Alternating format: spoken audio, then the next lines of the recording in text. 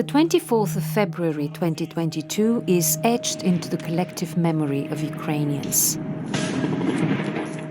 The world looked on in disbelief as Russian tanks rolled across the border and advanced on Kyiv. Nearly 4 years on, the war grinds on. There's a little under 1 million people fighting right now on the Ukrainian side. It's somewhere between 800,000 and 1 million, according to President Zelensky. Vladimir Putin said back in September last year that there were more than 700,000 Russian troops fighting in Ukraine. Мы живем в условиях проведения специальной военной операции. У нас 700 тысяч человек. Western experts estimate that the war caused nearly 2 million military casualties, killed, wounded or missing. A front line stretching more than 1,000 kilometers scars Europe, leaving the continent on edge about possible escalation. Now there's much talk about peace, but it's not looking hopeful. There's quite a fair degree of skepticism right now in Ukraine about the US commitment. All these negotiations, they're missing the key ingredient, they're missing Russia. And Russia's position has not changed. In this episode, we go behind the rhetoric of the peace talks. We compare the Russian and the Ukrainian wish lists to spot any common ground. And we ask, what are the peace negotiations achieving? I'm Krasi Ivanova-Twig, and this is the Global Jigsaw from BBC Monitoring, where we look at the world through the lens of its media, exploring the narratives, the propaganda, and the disinformation. Радио Tehran. Мы не вторгались на территорию Украины. Western countries are not the international community. That era has finished. 조중 두당 두 나라 최고 영도자 동지들께서는 Moscow lost hundreds of thousands of soldiers in this war. Yet Russian society appears to be supportive of it. BBC Monitoring's Russia editor Vitaly Shevchenko, who is Ukrainian himself, explains why. Television and Kremlin-controlled media prefer to focus on the good news about how Russia is liberating those towns and villages in Ukraine one by one. Как сообщили в Минобороны, взять село под контроль удалось благодаря решительным действиям группировки. This is one reason why opinion polls suggest very strongly that Russians support the war. It's a stiflingly repressive environment. People have been known to be arrested by answering questions the wrong way in opinion polls. When I say that 73% of Russians support the actions of the Russian army in Ukraine, we have to assume that some of them say it because they're afraid to say something else, but most of them say it because they genuinely believe is doing the right thing in Ukraine. So now we talk about peace negotiations. Is there support for peace then, in that case? If I were to refer to the same opinion poll carried out by Russia's independent pollster called the Levada Center, who is designated a foreign agent in Russia, that same poll found that 2/3 of Russians believe that now is the time to move on to peace talks. I think they're signaling that they've sort of tired of the war. Margarita Maliukova from our Kyiv team brings us the Ukrainian view on peace. If we are to trust the latest opinion polls, then Ukrainians are actually quite skeptical about any kind of peace agreement with Russia. They expect that Russia will break any peace agreement. But also Ukrainians are quite optimistic about the way the war is going, that even though Russia may be advancing on some sectors of the front line, it's doing so with great losses and also very slowly. The opinion polls aren't always reliable. People might say what is the socially acceptable thing to say or the patriotic thing to say. But I think we do see signs of resilience in Ukrainian society. Also, throughout the whole war, we haven't really seen any anti-war protest. We've seen anti-corruption protests. But Ukrainian society is not really questioning the government's course towards resistance against Russian aggression. As Vitaly hinted, the Russian public is getting a curated picture of events on the front line. Time and again on Russian state TV and from the Russian Defense Ministry, we've heard jubilant reports about the Russian army liberating Ukrainian towns, for example, the town of Kupiansk in Kharkiv region. Под наш контроль уже несколько недель назад перешел город Купянск. Russia insists that it's taken it, but verified videos suggest that the fighting is still going on.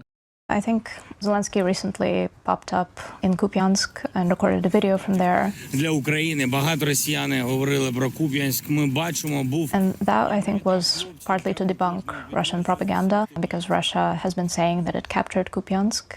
Part of this is also information warfare. Sometimes I've seen reports of Russian army liberating villages and towns that don't really exist. But the thrust of that messaging translates into this kind of support that we're seeing from the Russian public. Over the last few months, there have been rounds of extensive peace negotiations behind closed doors, producing peace plans that are somewhat light on detail. Let's take Washington's first draft. The 28-point plan firmly backs Russia's demands. Then there's a 20-point plan, which is slightly watered down. Then there's a plan of the coalition of the willing, which is a group of countries supporting Ukraine. But what I'm going to show you, and I'm just shuffling some papers, is a Russian plan that I saw in Istanbul in June last year. The first time that Russians came out with a list of their demands. I've circled here 1, 2, 3, 4. Withdrawal of Ukrainian troops from Donetsk, Luhansk, Zaporizhia, and Kherson regions and Crimea. No foreign military activity, i.e. Western military activity in Ukraine. A cap on the number of troops in the Ukrainian army and the lifting of sanctions imposed on Russia. If you look at the 28-point plan, it's all there, 1, 2, 3, 4. And there was a leak in the media suggesting that this actual 28-point plan came from Russia. It's now 8:10. When a 28-point plan was leaked, it read to many like a Kremlin wish list. Indeed, some senators claim they've been told it was exactly that by none other than the Secretary of State, Marco Rubio himself. He denies that in the face of computer analysis of the wording, which suggests that the plan was originally written in Russian and then translated into English, not always completely successfully. The Americans' plan includes key Russian demands. It means that the Americans are backing key Russian demands. Зараз Україна може опинитися перед дуже складним вибором. Або втрата гідності, або ризик втрати ключового партнера. So we started with 28-point peace plan, and that one was widely seen as a Kremlin wish list. It reduced the size of the Ukrainian army to 600,000 troops. It would have forced Ukraine to give up territory that is currently under its own control. It would have forced Ukraine to give up its aspiration to join NATO. So this was rejected, and there was a European counter-proposal. And now is the 20-point peace plan that was negotiated by Ukraine and the United States. And Ukraine is very optimistic that this is a plan that is almost ready, but it does have some controversial points. In particular, a compromise regarding territory. Territory is a major sticking point. So too is the size of the army Ukraine would be allowed to keep once the war ends. The Ukrainians want to have a strong, sizable army to defend them in case of repeat invasion. Ukraine's army is also very well trained in real battlefield conditions, which is not the case for European armies. So limiting the size of the army would be a huge red line for Kyiv. Ukrainian cities face barrages of Russian drones on a regular basis, and Ukrainians have learned to adapt to that. And with very limited resources, they are able to repel hundreds of drones. And this is a technique that, for example, Poland is learning from Ukraine. And also Ukraine has developed a defense industry. Ukraine has this new drone technology that Donald Trump has expressed interest in. Ukraine now also makes its own missile, the Flamingo missile. So that's also part of the strength of the Ukrainian army that we're talking about. The security guarantees, what do they look like in the Ukrainian version of this peace plan? The proposal is for Ukraine to get security guarantees that mirror NATO Article 5 from the US, from NATO, and from European signatories. Would that work? I think it's questionable. Recently, at the summit of the Coalition of the Willing, the US formally supported the European security guarantees, but it did not confirm it in writing. However, President Zelensky has said that the security guarantees are 100% ready, at least from the US side, and he expects them to be formalized in Congress. But there's quite a fair degree of skepticism right now in Ukraine about the US commitment, because in one of the peace plans, there is a clause saying that if Ukraine attacks Russia, the agreement is null and void. And we've seen that it's very easy for Russia to accuse Ukraine of attacking. For example, recently Russia accused Ukraine of attacking Putin's residence in Valdai. Киевский режим предпринял террористическую атаку с использованием. And according to some reports, Trump believed this until US intelligence services told him that it was false, that there was no attack. So we see that there's a fair degree of concern in Ukraine that Russia might accuse Ukraine falsely of attacking, and therefore the security guarantees would also be invalid. And what about security guarantees from the Coalition of the Willing? What's on offer? France and Britain have said they are able to send troops to Ukraine as part of the security guarantees, but it's questionable that Russia will say yes to that. Previously, it has opposed the idea of NATO troops in Ukraine or any kind of foreign peacekeepers in Ukraine. France and the UK made a commitment to deploy troops to Ukraine. However, and this is a huge however, all of this is meant to happen once hostilities cease. The problem is how we arrive at a point when fighting stops.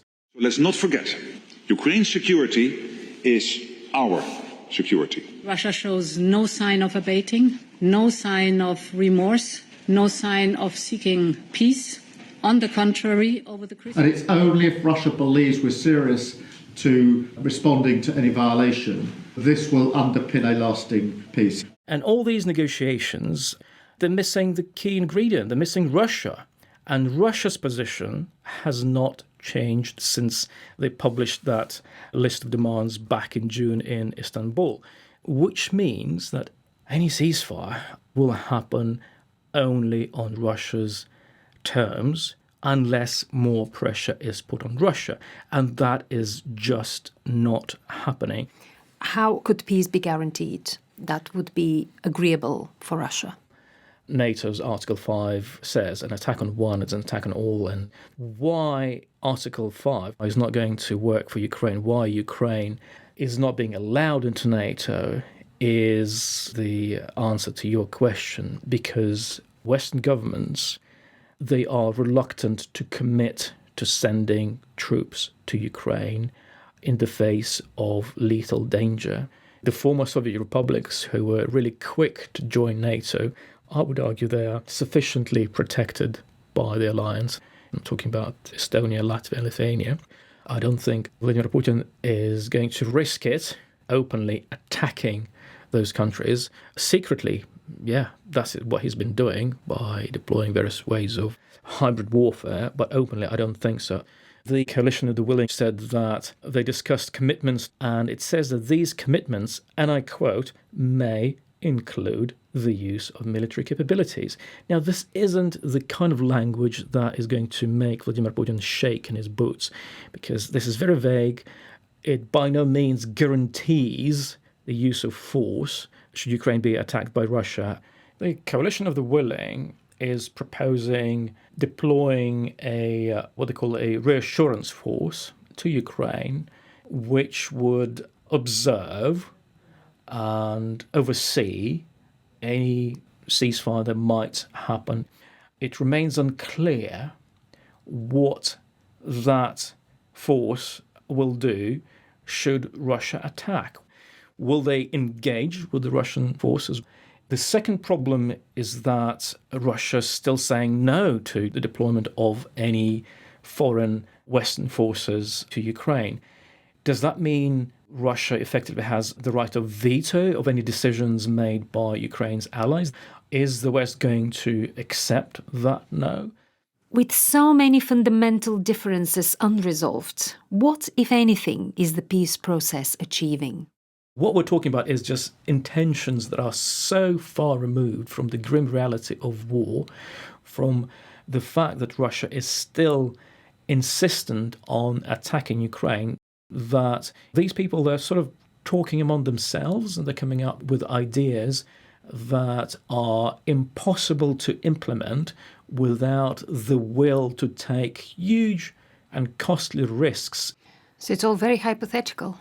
They've changed nothing, either on the ground or in Vladimir Putin's thinking. The Russian president's spokesperson Dmitry Peskov argued that every day of war is a lost day for Kyiv, worsening Ukraine's position. Washington has its own ideas about Ukraine's future and how it can repay the military assistance it got from the US. We want something for our efforts beyond what you would think would be acceptable. We said rare earth. They have very good rare earth. As you know, we're looking for rare earth all the time. Rare earth is called rare for a reason. And they have a lot. You'll remember a few months ago, there was pressure on Volodymyr Zelensky to essentially sign them away to America.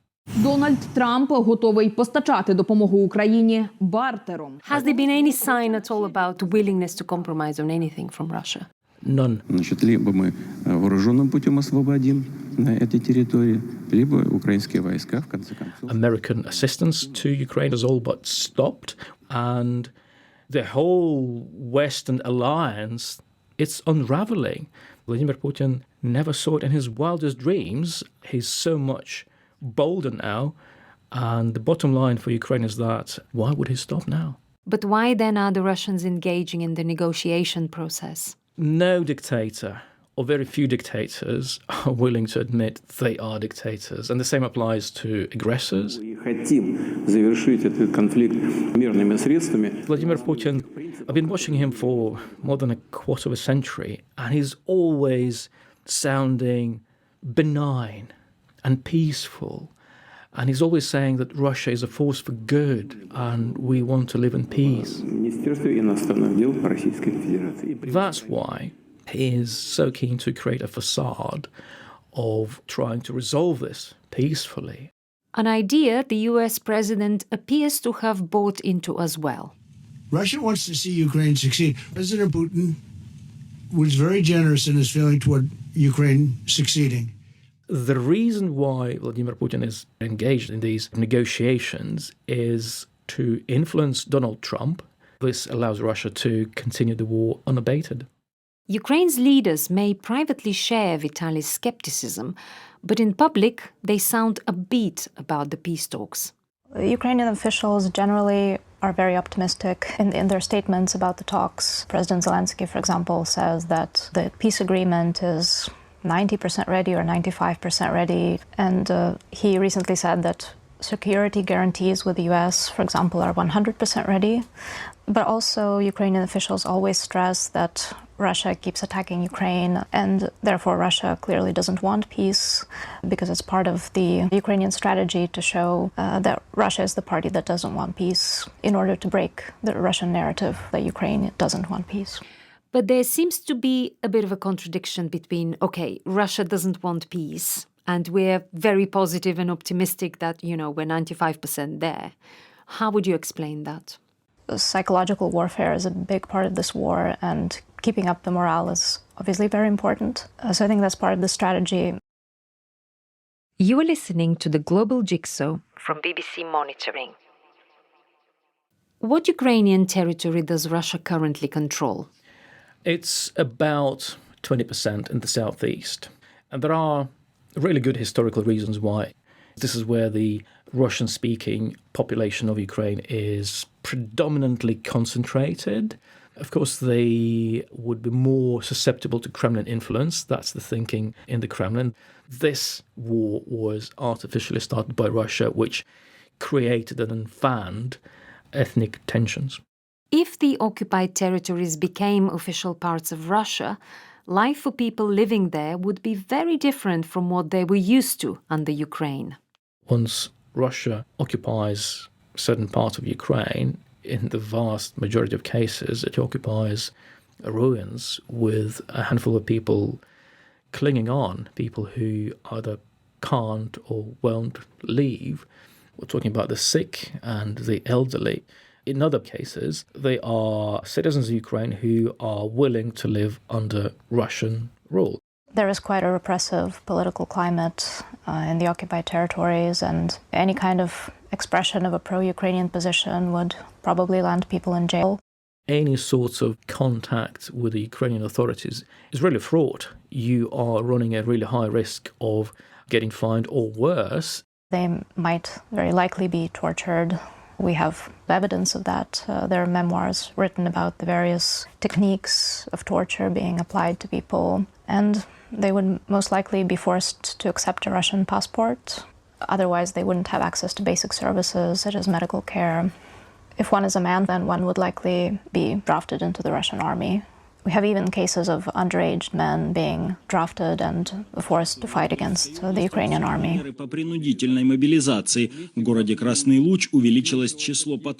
Unfortunately, we don't really have much access to the occupied territories. There's such information vacuum, so much censorship that we really don't know exactly how people feel. We know from some media reports and from people who escaped that it was difficult for them to get information from the Ukrainian side. Despite Ukraine's efforts, despite a TV channel launched specifically for this purpose, indeed it was difficult for them to understand what the Ukrainian position was on this population, whether they were even welcome back into Ukraine. A new idea was recently floated of a Ukrainian referendum on the future of the Donbas, large part of which is in Russian hands. The world first heard about it from the Ukrainian president himself. This possibility of parliament to vote according to the law or to have referendum. If the plan will be very difficult, of course our society has to choose and has to vote because it's their land, the land of our nation. That idea is part of a package discussed, mentioned by Volodymyr Zelensky under pressure from the Americans, who want Ukraine to meet this Russian demand to give up territory in exchange for a promise of peace. Ukrainian law says that if there's any change to the constitution or Ukraine's territorial integrity, it will need to be put to a referendum. There is another idea in circulation that has gained traction at the talks, a potential swap of territory or even the creation of a demilitarized zone. Ukrainian troops would have to withdraw from part of Donetsk region that Ukraine currently controls, but Russia also would not control this territory, so it would be a free economic zone or a demilitarized zone. So far, Russia has not commented very much on this Ukrainian proposal, but it's certainly a compromise from Ukraine. And how did that go down with the public? What was the reaction? It's very controversial.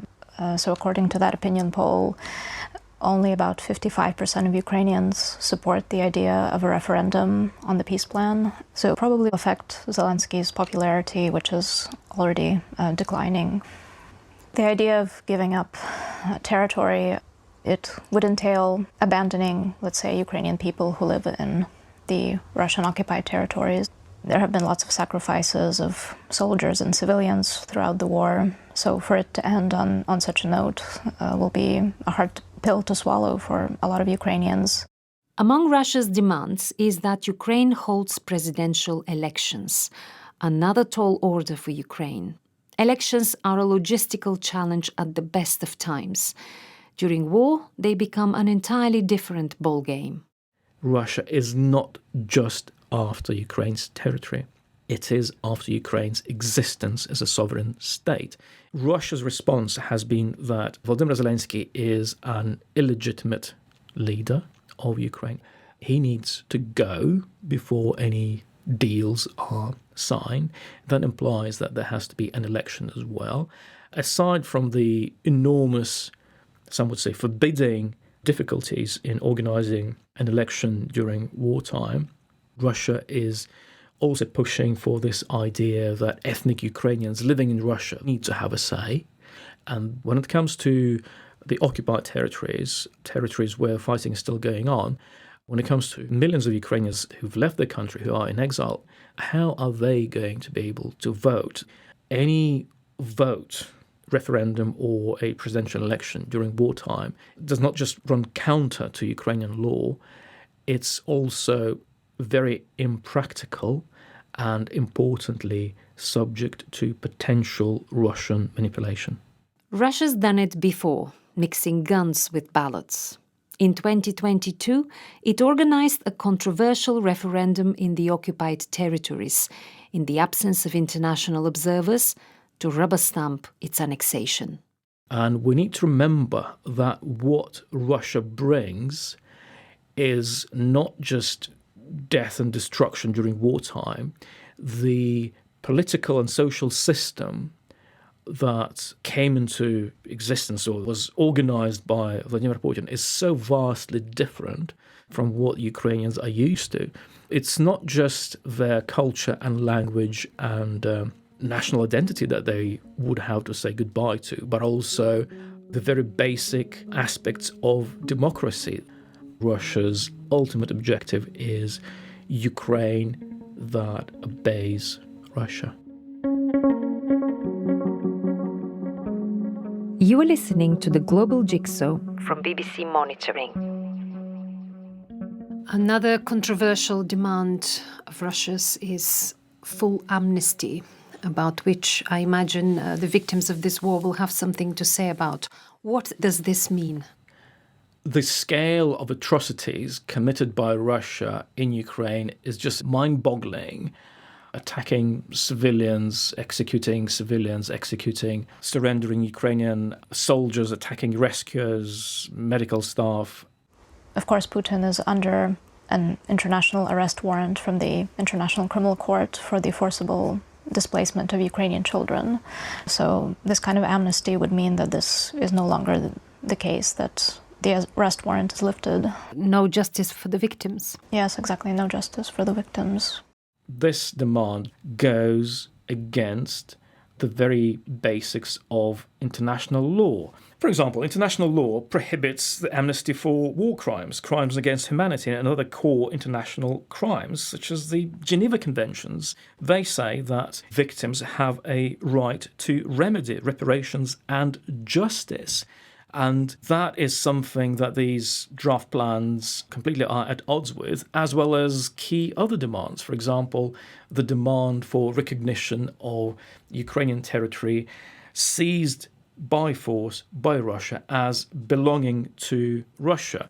Well, key international laws, such as the definition of aggression passed by the UN General Assembly in 1974, the UN Charter, and in fact, Donald Trump's own CAATSA Act, Countering America's Adversaries Through Sanctions Act, which is signed in 2017, it says that the United States, and I quote, does not recognize territorial changes effected by force, including the illegal invasions and occupation of Crimea and eastern Ukraine. As you will see here, I have several sheets of paper listing various bits of international conventions and laws, which basically boil down to a very simple point. It's wrong to invade countries and seize territories by force.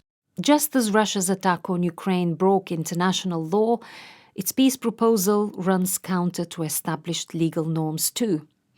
When this war eventually ends, Ukraine will face the daunting task of rebuilding. That future may sound distant, yet the cost and who will pay are already weighing on the country's leaders. One key aspect that they've been talking about is using Russia's frozen assets. Just like other governments across the globe, the Russian Central Bank still holds a lot of assets abroad.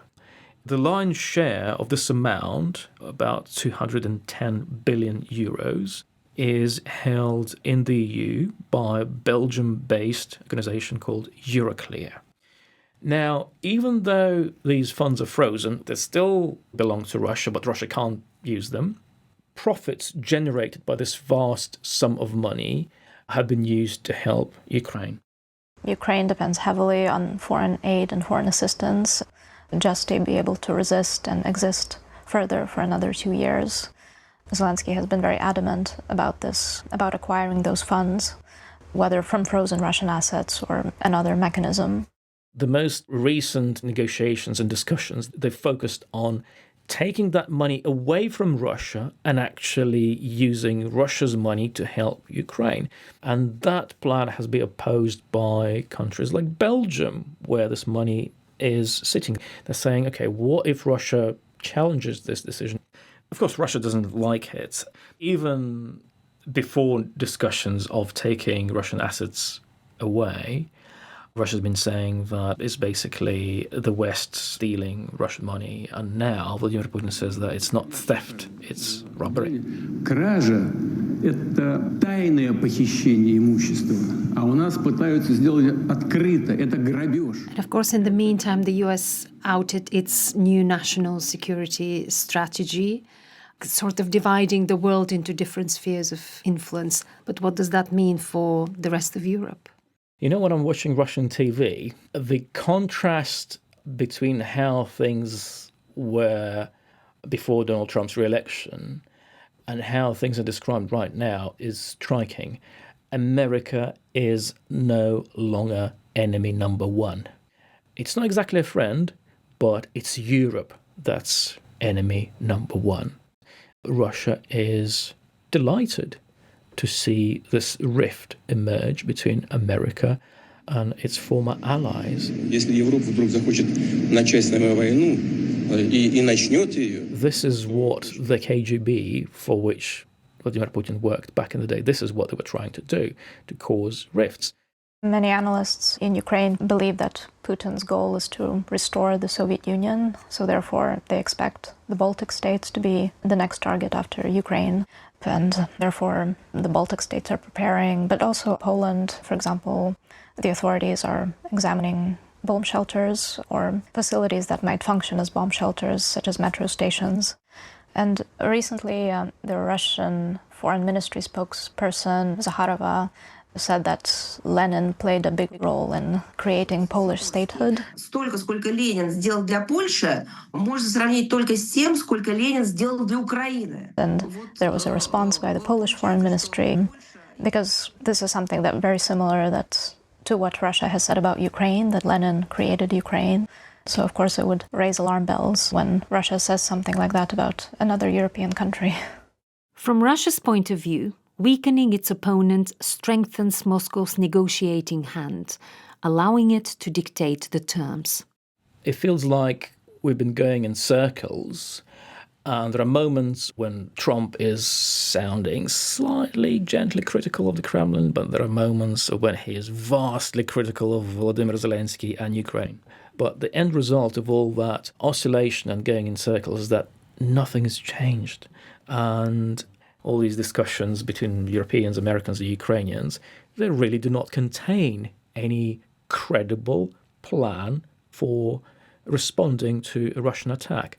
While Ukraine is being pressured to make concessions, almost no pressure is coming for Russia to do the same. That's why Vladimir Putin has made no concessions. This begs the question, why is Ukraine sticking with these talks? The Ukrainian authorities need to show that they're doing everything possible to make sure peace is happening, diplomatically or militarily, if only for the purpose of fighting the Russian narrative that Ukraine doesn't want peace. Even if it's all just rhetorical games, Ukraine is doing so, I think, for a strategic purpose, because there is an information war going on in the background as well. And I also think a lot depends on the state of the Russian economy. And in the past year, we've seen a spike in Ukrainian attacks on Russian oil refineries. And recently, the US seized a Russia-flagged tanker in the Atlantic. A lot depends on the Russian ability to fund this war, and therefore possibly also depends on the next steps taken by Ukraine's partners and the international situation. The war prompted international isolation and harsh sanctions for Russia. We looked at the economic fallout in a recent episode of the Global Jigsaw, and it explains why Moscow is eager for these sanctions to be lifted.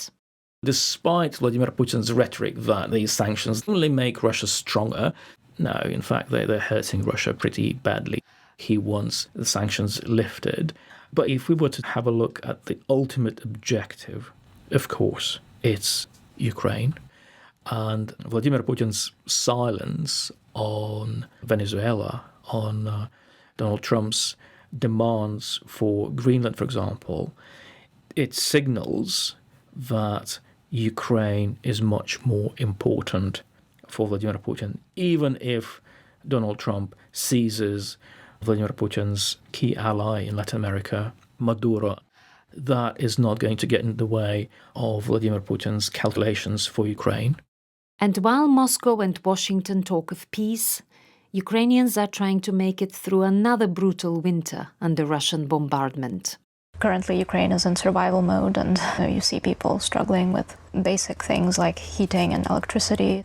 Temperatures in Ukraine have fallen to -15 and lower than that, and millions of people are currently without central heating, without hot water, without electricity, due to Russian attacks on Ukraine's energy infrastructure. And so the focus has been less on geopolitical developments elsewhere. We've discussed the points of the draft peace plans. Now let's take a look at some of the men pushing the arguments for both sides. Russia first. There's one man who's kind of taken the lead on negotiating with the Americans. Well, there's a gentleman from Russia. His name is Kirill, and he had a lot to do with this. And that name is Kirill Dmitriev. He was born and raised in Kiev, so he knows Ukraine. In fact, one friend says that Kirill Dmitriev took part in demonstrations for Ukraine's independence the year before the Soviet Union fell apart, then spent a lot of time studying in the United States, in Harvard and in Stanford. He has extensive contacts there, knowledge of the US. He even has contacts to some people in Trump's circle, and it was mentioned in the Mueller report on contacts between Russians and Americans in the aftermath of Trump's first election. When Kirill Dmitriev appeared in this negotiation process, he was quite a familiar face to many Ukrainians already, because he has worked for some time in Ukraine and has been on major TV channels in the company of major businessmen. He is the head of Russia's Sovereign Wealth Fund.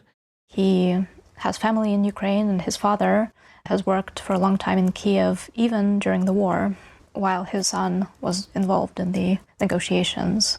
I'm not a military guy, but the position of Russian military is they really hit only military targets. And also, importantly, I think, his wife is friends with Vladimir Putin's daughter. Clearly someone who knows the opponent well. But recent changes in Ukraine's delegation might send a shiver down the spine of some Russian mediators. For a long time, Andriy Yermak was the head of the Ukrainian president's office and was one of the chief negotiators for Ukraine, but he recently stepped down following an investigation into possible corruption in the Ukrainian energy sector. So, as of recently, the post of the head of the president's office has been occupied by Kyrylo Budanov, who is very well known and has a good reputation in Ukraine. He is the former head of the military intelligence, and that is likely to affect the negotiation process. Ми в процесі, зрозумійте це правильно. Цей процес, слава Богу, не йде без нас. He's known for many successful Ukrainian military intelligence operations against Russia. The choice of Kyrylo Budanov is a heavy hint that the military aspect is a top priority for Ukraine.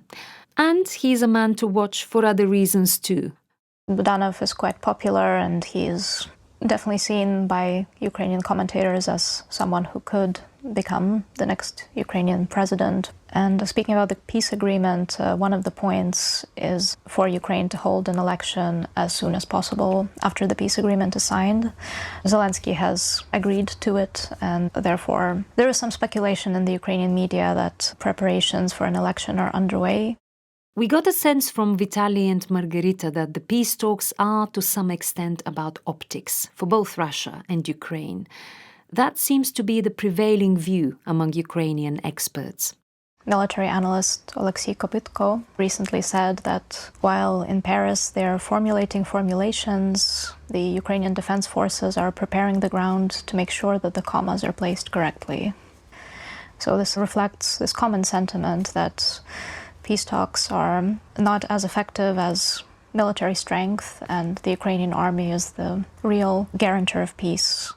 Ukrainian commentator Vladimir Demchenko spoke about how these countries, the United States and Russia, are trying to look like they are negotiating Ukraine's future in good faith, while in fact, both the United States and Russia, back in 1994, signed the now infamous Budapest Memorandum, where they pledged to protect Ukraine's independence and territorial integrity. So Vladimir Demchenko asks, did I get this right? One of the guarantors of our territorial integrity is demanding that we hand over our territory to another guarantor of our territorial integrity in exchange for new guarantees for whatever remains of our territorial integrity. Margarita, about 4 years ago, we spoke to you in one of our first episodes. What has changed in Ukraine since then? I think Ukraine has definitely grown in the strength of its military and the strength of its military industry. It has something to offer the world, its experience, but also its technology in the defense industry. Ukraine also went from having very little international support to having a whole coalition of the willing behind its back. However imperfect from Ukraine's perspective it might be, the strength of that alliance also rests on the fact that Ukraine has shown that it is capable of resisting Russia. Thank you to Vitaly Shevchenko and Margarita Miliukova for helping us see through the rhetoric of the peace talks. The exec producer of this program is Krista Shaturi, the researcher is Yulia Volovik, the sound engineer is Nigel Dix, and the presenter is me, Krasi Ivanova-Twig. Thank you for listening. And if you're interested in what life is like in the Ukrainian territories occupied by Russia, you can listen to our 3-part series on Crimea, the Donbas, and the Zaporizhia and Kherson regions.